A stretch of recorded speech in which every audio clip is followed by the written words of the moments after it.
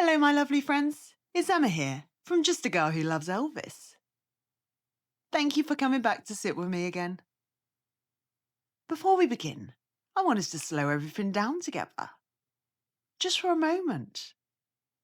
Wherever you are, whether you're curled up on the sofa, tucked into bed, making a cup of tea, or just needing a gentle space, I hope you can make yourself comfortable. Because today's episode isn't loud, it isn't dramatic, and it isn't here to convince you of anything. Today is about understanding, about seeing, about listening. This episode is a continuation of our gentle tribute to Lisa Marie Presley. Not the headlines, not the assumptions, and not the versions of her that were shaped by noise. But the human being, the woman, the heart. So if you're ready, let's begin.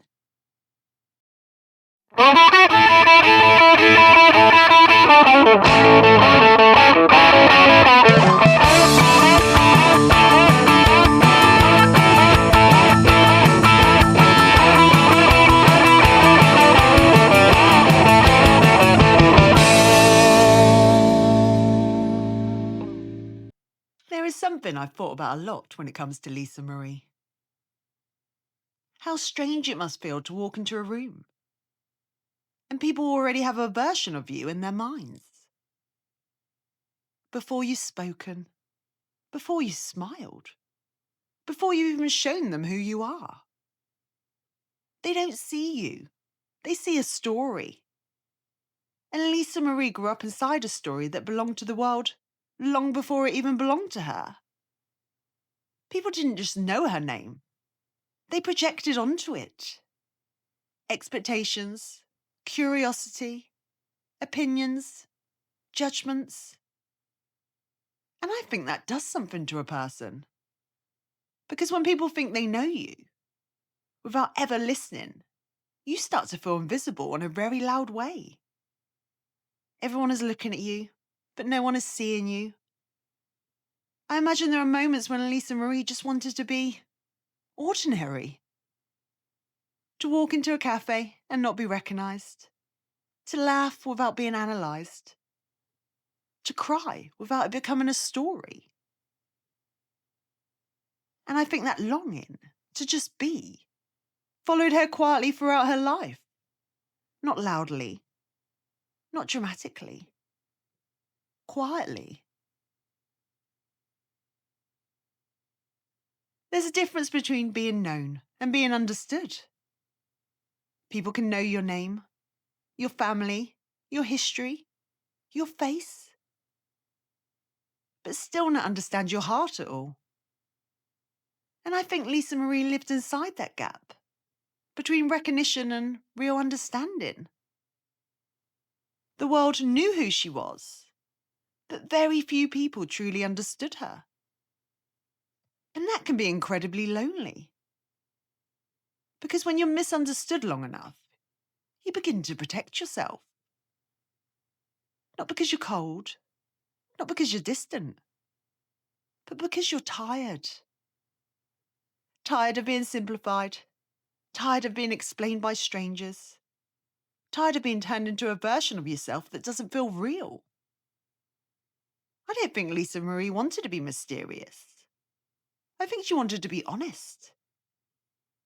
And honesty isn't always tidy. It doesn't always look the way people expect. Sometimes honesty is quiet. Sometimes it's guarded. Sometimes it says, "You don't get all of me." And that isn't unkind. That's self-protection. I imagine that Lisa Marie learned very early that not everyone deserves access to your inner world. And that doesn't mean she didn't feel deeply. It means she felt carefully. There comes a moment in every person's life when they stop being someone's child and start becoming themselves. For most of us, that happens quietly. But for Lisa Marie, that moment happened under a spotlight. Every choice she made was analysed. Every emotion she expressed was questioned. Every silence was interpreted. She didn't get to explore who she was in private. She had to do it in the public. And I think that would make anyone retreat inward. Not because of hiding, but because some parts of ourselves are too fragile to be judged. Some parts of us need to be discovered slowly, tenderly. I don't think Lisa Marie ever wanted to escape her father's shadow. I think she just wanted to stand in her own light. Not to replace him, not to rival him, but to exist beside him, as herself. That's not rebellion. That's identity. And identity is something I think we're all entitled to. We often talk about strength as something loud, something bold, something visible, something that announces itself. But I don't think that's the kind of strength Lisa Marie carried. I think hers was quieter, the kind that doesn't perform, the kind that doesn't demand recognition, the kind that simply keeps going. I think there's a particular bravery in waking up each day and choosing to live inside a world that constantly misunderstands you. Not correcting it, not arguing with it, not trying to reshape it, just existing anyway. I imagine there were days when Lisa Marie felt exhausted by the noise around her. The opinions, the commentary, the expectations. And yet, she still showed up. Not as a symbol, not as a legacy, but as a woman. With feelings, with doubts, with love, with flaws. And I think that kind of strength deserves recognition. Not the heroic kind, but the human kind. The kind that says, I am still here. There's something else about quiet strength. It often goes unnoticed. People praise dramatic resilience. They celebrate grand gestures.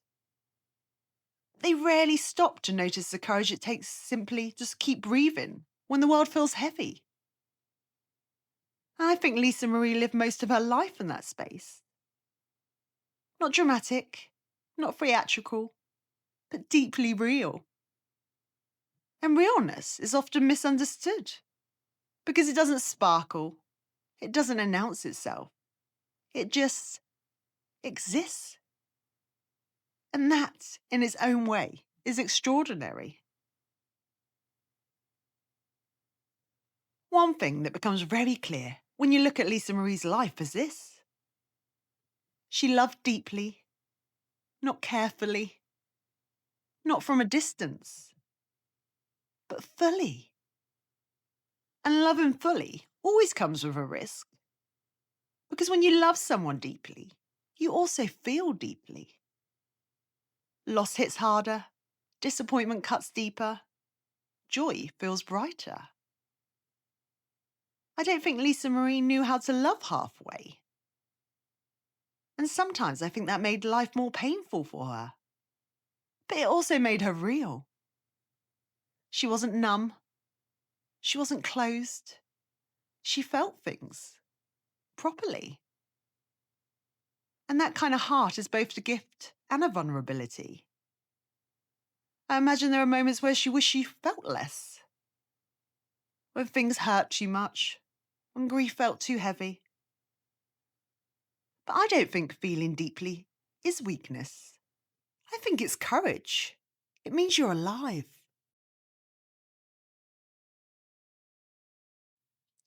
There's a kind of loneliness that comes from being misunderstood.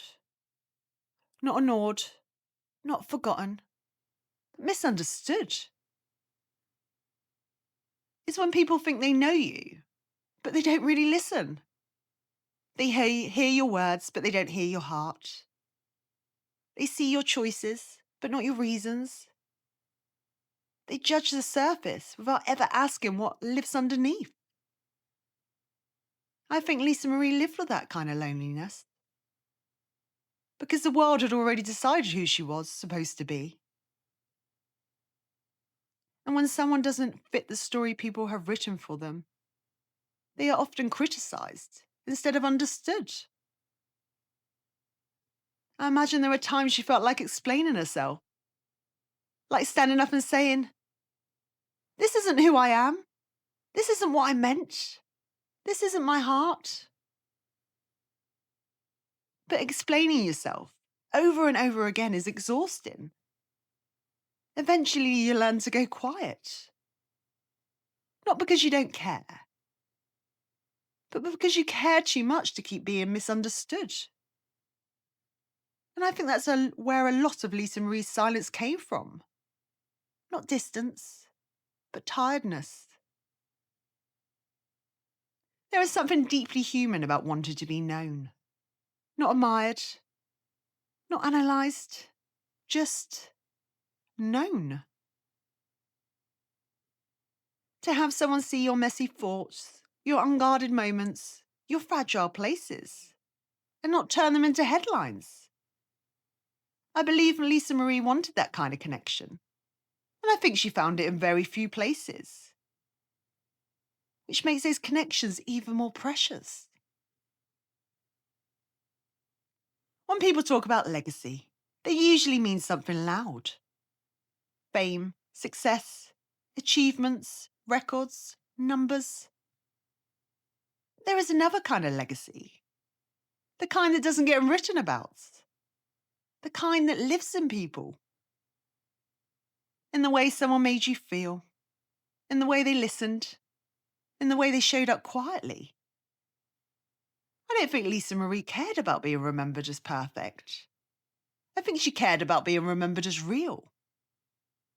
As someone who tried. As someone who loved. As someone who didn't turn away from her own humanity. And that kind of legacy doesn't fade. It doesn't need headlines. It lives in moments. In conversations. In memories. In small acts of kindness. I think Lisa Marie left behind that kind of legacy. The soft kind. The human kind. As time passes, something changes. Stories become simplified. People become symbols. Lies become headlines. And gentleness often gets lost. But gentleness is not weakness. It's respect. It's saying, I will not reduce you to the hardest moments. I will not turn your life into a spectacle. I will remember you as a whole person. That's what I want this series to be. Not a retelling, not an analyst, not a judgment, but a gentle remembering. A place where Lisa Marie gets to be human. Not dramatic, not tragic, not mythologized, just human. So thank you for sitting with me today. Thank you for slowing down, for listening gently, for holding a space for a story that deserves care. This series isn't about fixing anything. It's not about answers. It's about presence. And remembering that every famous name belongs to a real person. With a real heart, with real fears, with real love. And I hope, if nothing else, this episode reminds you that being human is not a failure. It's the bravest thing we can do. So until next time, my lovely friends, take care of yourself, take care of each other, and keep a little Elvis and Lisa magic in your heart.